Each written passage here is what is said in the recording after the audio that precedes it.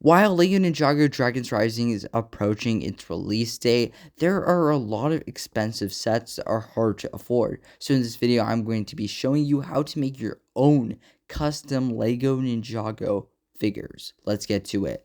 To start off, I actually went ahead and printed a sheet of paper. After cutting these out and starting to tape them, I have my minifigures. Now, I'm going to be showing you what I did. I actually used this lacy Lloyd pants, a Lloyd head, and obviously a Lloyd hair because I don't have the mask right now.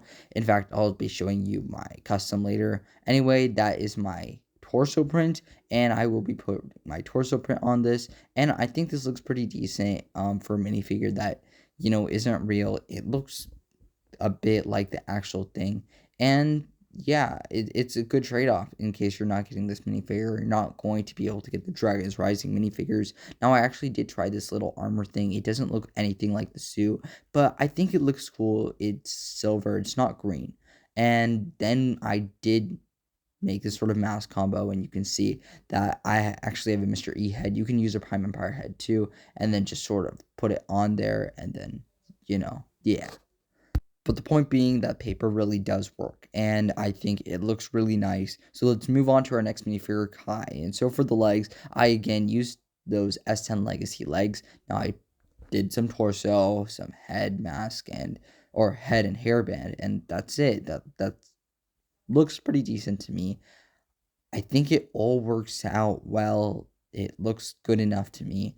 And yeah, that is my Kai minifigure. Now, actually, for this minifigure, I decided to give it a mask that looks more realistic to the show. And if you're wondering how I did this, well, there's a little trick to it. See, I actually use this sort of like 1x1 circular piece, then put the paper inside the mask. A head wouldn't fit in, so I decided to use circular piece. And once you put that in, done.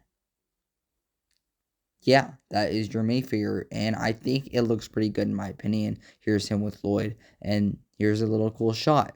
Now, the next minifigure I'm going to be working on is definitely Rapton, and Rapton is the evil villain, one of the evil villains of the season. He is very cheap in a $5 pulley bag, so I'd recommend actually getting that instead. However, I decided to do this. Now, I wasn't sure what to do for his head. His torso looked pretty decent, so I made him the actual head with the prints. I sort of taped it on with the hair and everything, and I think it looks decent with the armor. Now, after the armor, I made this sort of sword. It doesn't look that much like the Imperial swords. This is as close as I could get, and yeah, I think this looks pretty cool for a villain minifigure that, you know, is a villain minifigure. Anyway, we do have Kai and Lloyd fighting Rapton here, and yeah, let's move on to the two main characters of the season, Arin and Sora, and I'm sort of just showing them to you here.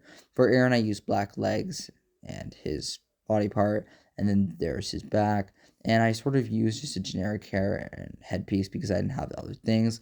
For Sora, I actually used the Avengers leg piece, and in the back she looks great with her golden arm and everything. And yeah, that's pretty much it. Now, you might know I actually gave her the blue headband, and that doesn't work out. The reason being is because I don't have a pink hairpiece. Anyway, moving on to Arin, you can actually use the Green Ninja Core hood. It looks nice in a sense. And so yeah, that's it. That's my 5 minifigures. Now, if you'd like to see more, let me know in the comments below. I'll definitely be looking to making more of these, getting more prints, and making them look cool. The link for the print should be in the description below. If you cannot see it, please let me know. Anyway, thank you guys so much for watching. Make sure to like and subscribe. Bye.